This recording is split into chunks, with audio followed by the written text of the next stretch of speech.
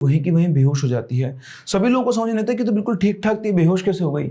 भावना को कोई health issue नहीं था, उसको डॉक्टर क्या ले जाया गया। जब उसे होश आया, सबने पूछा तो किसी को कुछ भी नहीं बता सकती थी, क्योंकि तभी सामने से एक अघोरी बाबा उनकी तरफ बढ़ने लगे। वो उनको घूरे जा रहे थे और सीधा उनके पास आया। उन्होंने संभावना का हाथ पकड़ के बोला, क्या तुम्हें अपनी शक्तियों का एहसास है? Hello everyone, welcome to the world of stories. आ गए फिर से हम आप लोगों के सामने करने रियल सुपरनैचुरल एक्सपीरियंस लेकर। जुड़वा लोग आपस में कनेक्टेड होते हैं, हम लोग सब अच्छे से जानते हैं। कई मूवीज में भी हमने देखा है कि अगर आप एक जुड़वा भाई या बहन को कोई इमोशन आएगा तो उसका इंपैक्ट दूसरे पर भी पड़ता है। लेकिन क्या ये जुड़े हुए लोग, ये जुड़वा लोग पैरानॉर्मल चीजों को भी एक साथ एक्सपीरियंस कर सकते हैं? जी हाँ, ऐसे ही हुआ हमारी आज के इस इंसिडेंट के अंदर, जो हमारे साथ शेयर किया है भावना ने, जो बिलोंग करती है एमपी के रेवा डिस्ट्रिक्ट से। भावना की एक आइडेंटिकल ट्विन है जिसका नाम है संभावना। जी हाँ, भावना और संभावना ये दो आइडेंटिकल ट्विन सिस्टर्स हैं जिनके साथ जिनको बचपन से ही ऐसे सपने दिखाई दे रहे हैं जिनके तो कुछ अजीब अजीब सी चीजें चलती है। शुरुआत में लगा था कि सिर्फ सपने हैं, लेकिन धीरे धीरे जैसे जैसे बड़े होते गए ये इनकी रियलिटी बन गई। एक ऐसी रियलिटी जो किसी और के लिए एक्सपीरियंस कर पाना बिल्कुल भी पॉसिबल नहीं है। अभी बढ़ते हैं आज की कहानी में आगे। उससे पहले अगर आपके पास भी ऐसा कोई रियल एक्सपीरियंस है या फिर कोई पैरानॉर्मल स्टोरी है तो आप मेरे साथ शेयर कर सकते हैं मेरी इन आईडीज पर, जो स्क्रीन के ऊपर आपको भी दिखाई दे रही है। तो भावना और उसकी बड़ी सिस्टर संभावना, जो कि उससे 3 मिनट ही बड़ी है, ये दोनों एग्जैक्ट आइडेंटिकल ट्विन है। अगर आपके सामने इनको खड़ा कर दिया जाए तो आप इनके बीच में डिफरेंशिएट नहीं कर सकते हैं।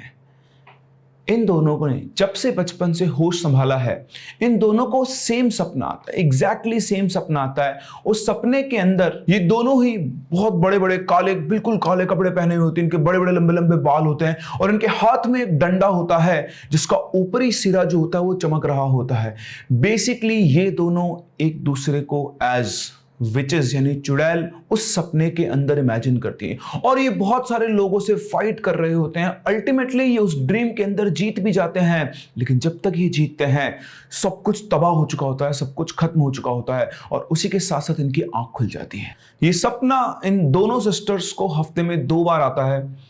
ये दोनों ने जब डिस्कस किया तो उन्हें लगा कि ठीक है, सपना ही तो है, सपना तो हर इंसान को आता है और क्या हो गया अगर हमारा सपना सेम है तो। लेकिन धीरे धीरे जब ये इनकी लाइफ का पार्ट बन गया था, अब ये लोग इससे ज्यादा अफेक्टेड भी नहीं थे, क्योंकि आपके साथ एक ही चीज अगर रिपीटेडली बार बार हो रही है तो आप अपने आप उसको अपनी लाइफ का एक पार्ट बना लेते हो। तो कुछ ऐसा इनके साथ हुआ, लेकिन धीरे धीरे से बड़े हुए, इनका और लोगों से डिस्कशन हुआ, इन्होंने बताया कि मेरा सपना आता है। तो ऐसा सपना हर इंसान को नहीं आता है और एक ही सपना बार बार आना नॉर्मल नहीं है। लेकिन ये क्या कर सकते थे? इस सपने का ना कोई और था ना कोई छोर, ना इनको पता था कि इस सपने इन्हीं दोनों को क्यों आ रहे हैं। क्या आप बता सकते हैं इनको ऐसे सपने क्यों आ रहे हैं? कमेंट सेक्शन में जरूर बताएं।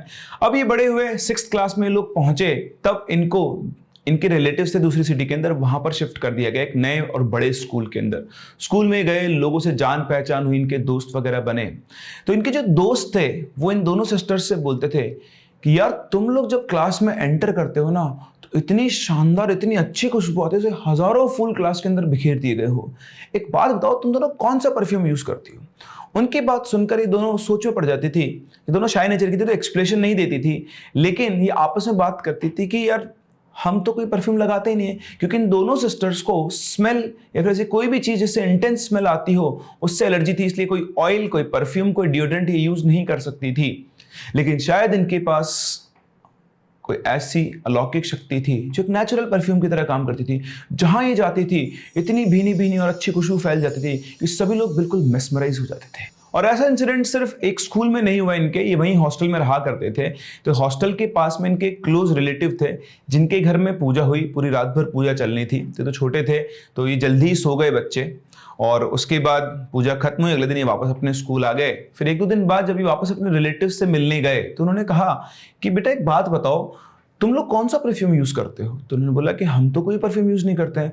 बोला नहीं, तुम जिस बेड पर सोए थे ना उस चद्दर पे इतनी अच्छी खुशबू आ रही थी, हम क्या बताएं तुमको, तो बहुत सारे फूलों का रस निचोड़ के, खुशबू निचोड़ के उस चद्दर के अंदर डाल दी गई हो, और तो और 2 से 3 बार धोने के बाद भी वो खुशबू नहीं गई है।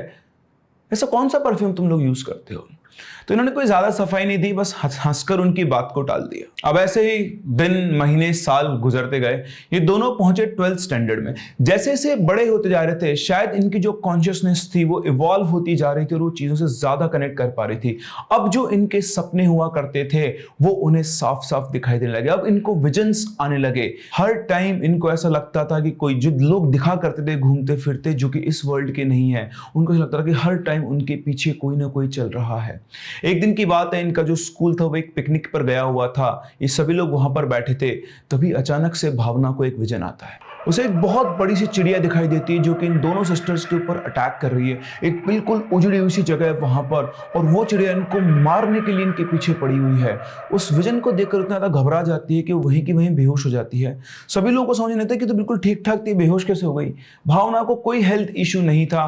उसको डॉक्टर क्या ले जाया गया। जब उसे होश आया, सबने पूछा, तो किसी को कुछ भी नहीं बता सकती थी, क्योंकि उसकी इस बातों पर ना तो उसके फ्रेंड्स, ना ही कोई स्कूल वाले बिलीव करते। उसने ये बात सिर्फ और सिर्फ अपनी सिस्टर संभावना से डिस्कस की। फिर इसके बाद सब कुछ वापस से नॉर्मल चला। इन दोनों 12th का एग्जाम दिया। संभावना ने स्टेट टॉप किया और भावना के भी बहुत अच्छे परसेंटेज थे। इसके बेसिस पर उन्हें डीयू के अंदर एडमिशन मिला। तो ये लोग डीयू पहुंचे, वहां पर एडमिशन लिया। एक फ्लैट इन्होंने रेंट पर लिया और मध्य प्रदेश की ही 2 और लड़कियां जो थी इनकी जानकार, उनको भी अपने साथ इसी फ्लैट में रखा। इस तरह से 4 लड़कियां ये एक ही फ्लैट के अंदर रहने लगी। तो इनमें से एक जो लड़की थी उसका नाम था उमा। इसका नाम बताना बहुत जरूरी है क्योंकि आगे के पार्ट का मेन कैरेक्टर उमा ही है। अब जब ये लोग कॉलेज पहुंचे, क्योंकि संभावना ने तो वैसे स्टेट टॉप किया, तो उसकी मैथ्स बहुत अच्छी थी, तो जो भी उन्होंने सब्जेक्ट लिए वहां पर इनके फ्रेंड्स बने। और जो संभावना थी वो अपने फ्रेंड्स को मैथ्स के अंदर बहुत हेल्प किया करती थी। तो दोनों ही सिस्टर्स दिखने में भी सुंदर थी। ये पूरे कॉलेज के अंदर पॉपुलर हो चुकी थी और इनकी पॉपुलैरिटी से सबसे ज्यादा जलन होती थी उमा को। तो इनका फर्स्ट सेमेस्टर खत्म हुआ। इन लोगों ने एक ट्रिप प्लान किया मध्य प्रदेश में, एक छोटा सा हिल स्टेशन का नाम है पचमढ़ी, वहां का। तो ये सभी लोग, जिसमें ये चारों जो फ्रेंड्स थे जो एक ही फ्लैट में रहते थे, और कॉलेज के 2 और लड़के, ये सब मिलकर पचमढ़ी घूमने जा रहे थे। ये सभी लोग बस के अंदर बैठे हुए थे। चलते चलते बस के अंदर अचानक से भावना को एक विजन आता है। उसे विजन आता है कि वो एक बहुत ही सुंदर से हिली एरिया के अंदर, बहुत सुंदर माउंटेन से वहां पर खड़े हुए हैं, और संभावना जो है वो उस हिल के एज के ऊपर खड़ी हुई है, और पीछे से उमा आकर उसको एकदम धक्का मार रही है, और संभावना उस गहरी खाई के अंदर नीचे गिर गई। उसको देखते एकदम से चिल्लाई, और चिल्लाकर वो एकदम से बहुत बुरी तरह डर के मारे थरथराने लगी। सभी लोगों ने उसको देखा और बोला कि क्या हो गया, क्या हो गया। उसने बोला नहीं बस कुछ नहीं है, ऐसे ही बस मेरी तबीयत खराब हो रही है। लेकिन संभावना की नजर उससे मिली और वो समझ चुकी थी कि कुछ ना कुछ इसको विजन आया है। तो उन सब लोगों ने बोला कि एक काम करते हैं, कैंसिल करते हैं ट्रिप को, हम लोग घर चलते हैं। वो सब लोगों का मतलब बेसिकली मूड खराब करना नहीं चाहते। उसने बोला नहीं नहीं मैं ठीक हूँ, ऐसे ही कुछ लगा था, अभी सब कुछ ठीक है, हम लोग चलते हैं, एंजॉय करेंगे, छुट्टियां बहुत मुश्किल से मिलती है। फिर ये लोग वहां पहुंच गए और जैसे बस से उतर के थोड़ा सा आगे जो मेन एरिया वहां पहुंचे, तो उसको देखकर भावना के होश उड़ गए। ये एग्जैक्टली सेम वही जगह थी जो उसको अपने विजन के अंदर दिखाई दे रही थी। उसे लगा कि उसका इल्यूजन मात्र है। उसको इग्नोर करके ये लोग इधर उधर घूमने लगे, सब अलग अलग डायरेक्शन बढ़ गए। तभी थोड़ी देर के बाद भावना को एहसास हुआ कि संभावना और उमा साथ साथ हैं। वो उनको ढूंढते हुए पहुंची तो उसकी हालत टाइट हो चुकी थी। एग्जैक्टली वही सीन जो उसने विजन में देखा था वो उसकी आंखों के सामने था। बिल्कुल वही एक एज के ऊपर संभावना खड़ी हुई थी और उसके पीछे उमा थी। वो भागते उसके पास गई, संभावना का हाथ पकड़ के अपनी तरफ खींच लिया और बोला कि अभी गिर जाती तो उसकी बात सुनकर पीछे से उमा बोलती है गिर जाती तो क्या होता, तुम दोनों का साथ छूट जाता। उसकी बात सुनते ही भावना को उमा का असली चेहरा नजर आ गया और उसे एक और बात रियलाइज हुई कि उसे प्रीमोनिशन होते हैं। मतलब कोई भी इंसिडेंट अगर उसके लाइफ में होने वाला है तो उसको वो पहले ही दिखाई दे जाती है। इससे पहले भी उसको ये विजन्स आते थे, उसको चीजें पहले से ही दिख जाती थी, लेकिन उसने हमेशा इन चीजों को इग्नोर किया कि वो बहुत छोटे छोटे इंसिडेंट्स होते थे। लेकिन आज उसके सामने जो इंसिडेंट हुआ उसने उसको ये रियलाइज करवा दिया कि उसके पास एक ऐसी पावर है जिससे वो आगे होने वाले इंसिडेंट्स को देख सकती है। जी हाँ, कुछ लोग गिफ्टेड होते हैं, कुछ लोग शायद अपने पिछले जन्म से ऐसी पावर्स लेकर आते हैं जो धीरे धीरे उनके बड़े होने के साथ साथ उनको रियलाइज होती है। और आज भावना को रियलाइज हो चुका था कि उसके पास भी एक स्पेशल पावर है कि वो आगे होने वाली चीजों को देख सकती है। अगर आपके पास ऐसी पावर आ जाए तो आप क्या करेंगे? अब इसके बाद भावना ने उमा से ज्यादा कुछ तो नहीं कहा। ये लोग वापस से अपना छुट्टियां मनाकर वापस दिल्ली पहुंचे, उसी फ्लैट में गए। लेकिन थोड़े दिनों के बाद फ्रस्ट्रेशन से एक दिन उमा का सारा गुस्सा बाहर निकल के आ गया और वो उनसे लड़ने लगी, बोलने लगी कि तुम लोगों के चक्कर में मैं कुछ भी नहीं कर पा रही हूँ। पूरा कॉलेज के लड़के संभावना संभावना करते रहते, तुम्हारे साथ चलने में तुम्हारी पॉपुलैरिटी की वजह से कोई लड़का मुझे देखता तक नहीं है।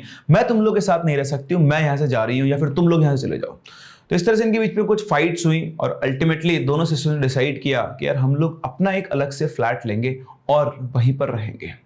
लेकिन शायद उन्हें पता नहीं था कि उनके उस फ्लैट के अंदर उनके लिए बहुत सारी मुसीबतें इंतजार कर रही है। एक रात ये दोनों सिस्टर्स सो रही थी, तभी अचानक से इन्हें लगा कि किसी ने उनके बाल खींचे हैं।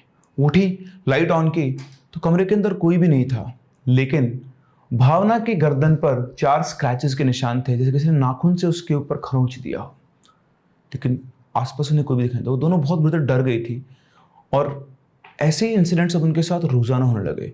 उन्हें अपने फ्लैट के अंदर एक परछाई घूमती हुई दिखाई देती। रात के टाइम सोते सोते जब उनको नींद आ रही होती थी, कोई उनके कान में आकर उनका ही नाम बोलकर चला जाता था। फुसफुसाहट से उनको अपने नाम सुनाई देते थे। इसी के साथ साथ उनको विजन्स भी आने लग गए थे। बड़े अजीब अजीब से उनको विजन्स आते थे। जैसे एक तो जो ये दोनों उसको बिल्कुल काले कपड़े में दिखाई देती थी, उनके साथ सामने से आके खड़ी हो जाती थी, लड़ाई कर रही थी लोगों से, और पूरे घर के अंदर से उनको कई सारे लोग घूमते हुए दिखाई। जैसे लगता था कि फ्लैट के अंदर वो दोनों अकेले नहीं हैं, और भी बहुत सारे लोग हैं जो उस फ्लैट के अंदर घूम रहे हैं। इन सब चीज़ों से घबराकर दोनों ने हनुमान चालीसा पढ़ना शुरू किया और हनुमान जी को राखी बांधना शुरू की। तब से इनके विजन्स कम हो गए, इनको आवाजें आना तो बंद हो गई, लेकिन फिर भी जब ये सोकर उठते थे तो इनको अपने बॉडी के ऊपर खरोंच के, हाथों के ऐसे निशान पड़ते थे। ऐसा लगता था किसी ने इनको बुरी तरह से मारा है, नीले पड़ी हुई होती थी। और सुबह उठकर इनकी हालत ऐसी थी कि जैसे पूरी तरह से थक गए हों, शरीर के अंदर कोई जान ही नहीं बची है। अब चीज़ थोड़ी कम हुई, बट इन चीज़ों से घबरा कर उन्होंने अपनी भाभी को बताया, जिनकी बेसिकली 2 भाभियाँ थी। तो उन भाभी से इन्होंने डिस्कस किया। तो इनकी भाभी के जो भाई थे वो एक पंडित जी को जानते थे। उन्होंने कहा कि एक काम करो, तुम उनसे मिलो। तो लोग उनसे मिलने गए, और उनसे मिलने के बाद जैसे उन पंडित जी ने इनको देखा और देख के इनका हाथ वगैरह जो भी कुछ देखा, और देख के सीधा सा उन्होंने एक ही जवाब दिया कि तुम तो भविष्य देख सकते हो। इन दोनों के हाथ में प्रीमोनिशन की लाइंस थी। ये इंट्यूशंस को पहले से ही रीड कर सकते थे, जबकि ये बात भावना और संभावना दोनों के अलावा किसी को भी पता नहीं थी। खैर, इन दोनों ने इस बात के ऊपर ज्यादा ध्यान नहीं दिया और चीजों को इग्नोर किया, क्योंकि बहुत बड़ी बात इनके साथ नहीं थी। हाँ, एक इंसिडेंट हुआ था और ये एक चीज भावना समझ चुकी थी। उसने संभावना को भी समझा दी थी कि इनके पास एक ऐसी नेचुरल पावर है जिससे ये आगे की चीजों को विजुअलाइज कर सकती है। खैर, इनकी जो फैमिली थी वो हर साल गंगा स्नान के लिए कुंभ में जाया करती थी। तो प्रयागराज में ये लोग, इसके मदर फादर हमेशा जाते थे। इस बार क्योंकि बड़ी हो चुकी थी, दोनों सिस्टर्स को भी साथ में ले जाया गया। तो सबसे पहले इनके मदर और फादर ने गंगा स्नान किया, लेकिन जैसे ही ये दोनों बहनें गंगा स्नान करने गई और उन्होंने पानी में पैर डाला, तो पैर डालते ही इनका एकदम से सफोकेशन शुरू हो गया। लगा था कि कोई इनका गला दबा रहा है, कोई चाहता नहीं कि ये पानी के अंदर जाए। जैसे तैसे हिम्मत करके इन दोनों ने एक डुबकी लगाई और भाग के फटाफट से बाहर आ गई। फिर ये बात इन्होंने किसी को भी नहीं बताई। उसके बाद पूजा पाठ होता है, बिल्कुल बेसिकली इनकी मदर फादर जो थे पूरी पूजा अर्चना करवाते थे। ये लोग यज्ञ, एक पूजा हो रही थी, वहां बैठ के इनके मदर फादर और साइड में दोनों बहनें बैठी हुई थी। फिर थोड़ी देर के बाद ये लोग उठे और उठल के इधर उधर टहलने लगे। तो दोनों बहनें साथ साथ में टहल रही थी, तभी सामने से एक अघोरी बाबा उनकी तरफ बढ़ने लगे। वो उनको घूरे जा रहे थे और सीधा उनके पास आया। उन्होंने संभावना का हाथ पकड़ के बोला, क्या तुम्हें अपनी शक्तियों का एहसास है? उन अघोरी बाबा के एक्सप्रेशंस इतने खतरनाक थे कि दोनों बहनें बुद्धि से डर गई और संभावना उनसे अपना हाथ छोड़ने लगी, लेकिन वो उसका हाथ छोड़ ही रहे थे। उसने आओ देखा ना था, उन अघोरी बाबा के हाथ पे काटा और काट कर अपना हाथ छोड़ के बहुत तेज अपने मम्मी पापा की तरफ भागी। वहां पहुंचकर उन्होंने अपने मम्मी पापा को कुछ भी नहीं बताया, कि अगर वो बताते तो शायद उन्हीं की डांट पड़ती कि वो यहाँ पर अकेले क्यों घूम रहे थे और किसी बाबा के साथ उन्होंने बातचीत क्यों की। लेकिन इस इंसिडेंट ने इन दोनों को झकझोर कर रख दिया था कि आखिर वो कौन सी शक्तियों की बात कर रहा था। खैर, इन्हें अभी भी कुछ नहीं पता था। ये वापस से अपने फ्लैट पहुंचे दिल्ली पढ़ाई करने, और एक रात की बात है, करीबन रात के 3 बज रहे थे, तभी संभावना की आंख खुलती है और आंख खुलते ही उसके होश उड़ जाते हैं। जैसे उसकी आंख खुली, उसे फील हो रहा था कि उसका बेड जमीन से बहुत ऊपर है और उसकी सिस्टर भावना जो है वो उसका बेड नीचे ही है। उसे लगा उसका इल्यूजन है, बस ढंग से देखा तो जमीन से करीबन 5-6 फीट ऊपर थी और भावना का बेड नीचे था। उसने कुछ इसको समझना क्या, उसने अपना कंबल ओढ़ लिया और चुपचाप पड़ी रही। सुबह जब वो उठी और उसने उठकर भावना को ये सारी बातें बताई, तो भावना ने कहा कि तुमको विजन आए होंगे, ऐसा कुछ नहीं है।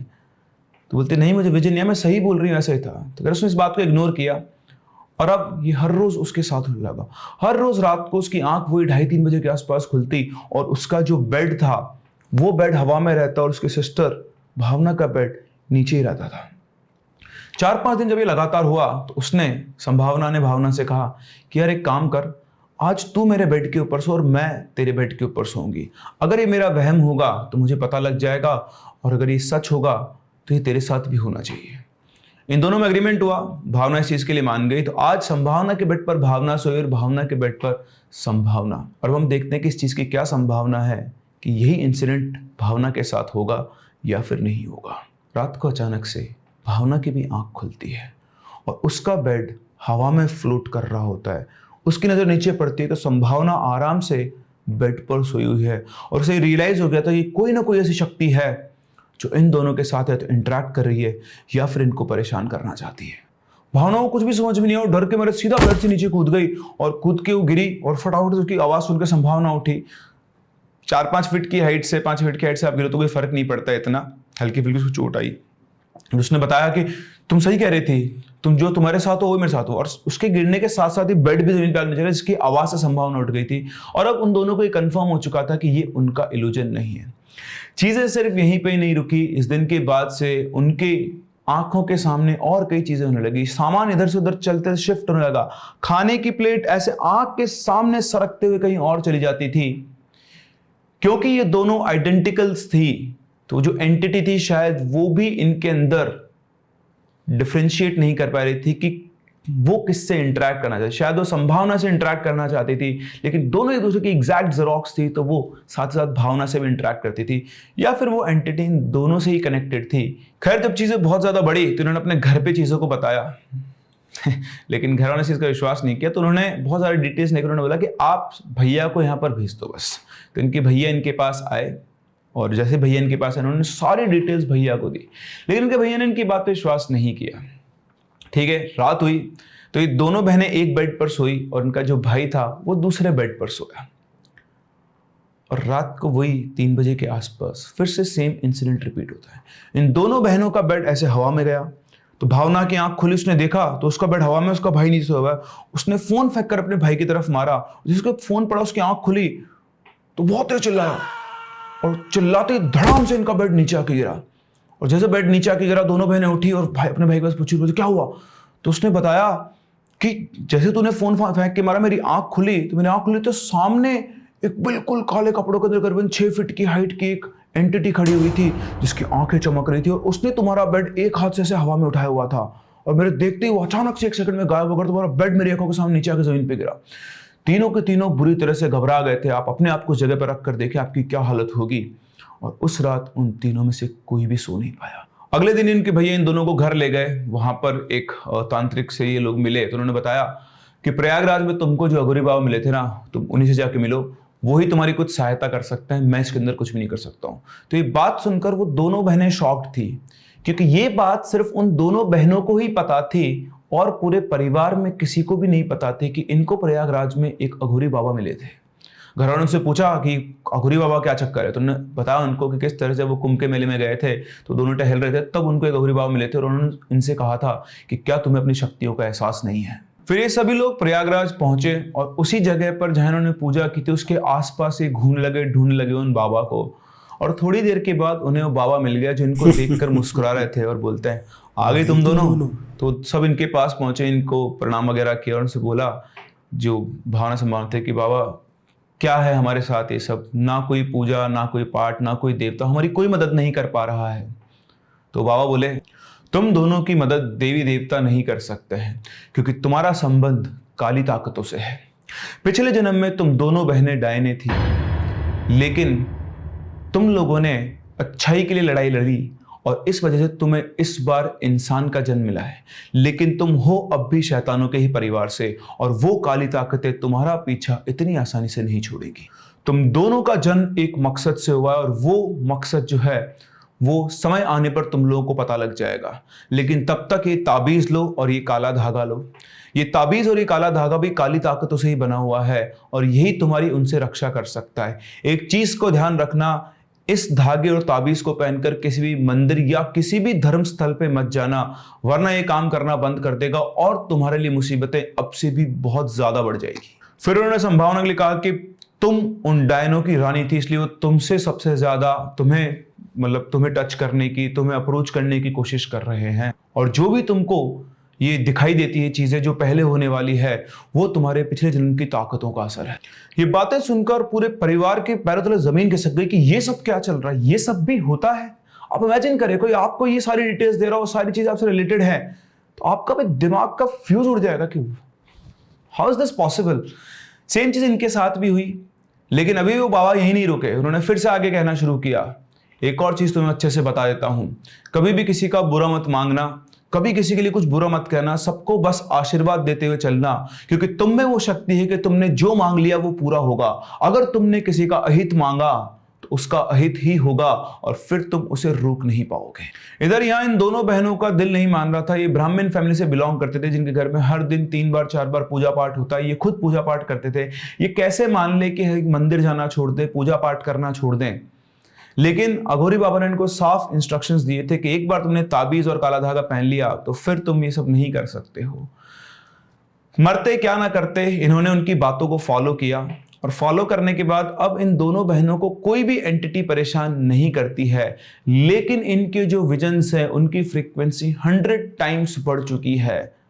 शायद उन बाबा के दिए हुए ताबीज और धागे से वो अभी तक बचे हुए हैं, लेकिन कब तक ये कोई नहीं जानता है। इन विजन्स की वजह से उन्होंने 2 बार साइकेट्रिस्ट को दिखाकर दवाई भी ली है, लेकिन अभी भी ये विजन्स उनके साथ चल रहे हैं और इसको इन दोनों ने अपनी लाइफ की एक रियलिटी मान लिया है। उन बाबा ने ये भी कहा है कि ये चीजें तुम्हारे साथ तब बंद हो जाएंगी जब तुम्हें अपना जन्म का मकसद मिल जाएगा और कुछ सालों में तुम्हें ये भी पता लग जाएगा। आज भी ये दोनों बहनें इसी रियलिटी के साथ जी रही है। दोनों बहनों को एक दूसरे का सपोर्ट है, दोनों एक दूसरे को जान से भी ज्यादा प्यार करते हैं और साथ ही साथ इनके पास है इनकी फैमिली का सपोर्ट। इन्हें अभी तक नहीं पता है कि आखिर वो कौन सा लक्ष्य है जिसको पाने के लिए इनका जन्म, ऐसा कौन सा काम है जो नेचर ने, जो उस सुपर पावर ने इनको दिया है, जो उन्हें इस जन्म में पूरा करना है और वो उसका अभी भी वेट कर रही है, ताकि उसको करने के बाद ये भी नॉर्मल इंसानों की तरह एक नॉर्मल लाइफ जी पाएंगी। आप लोगों को क्या लगता है, किस मकसद से इनका जन्म हुआ है? क्या आप इसको प्रेडिक्ट कर सकते हैं? और जैसा मैं हमेशा पूछता हूं, अगर आप इनकी जगह होते तो आप क्या करते? मुझे कमेंट सेक्शन में जरूर बताएं। हम लोग मिलते हैं अपनी अगली कहानी में। तब तक के लिए keep loving and keep listening.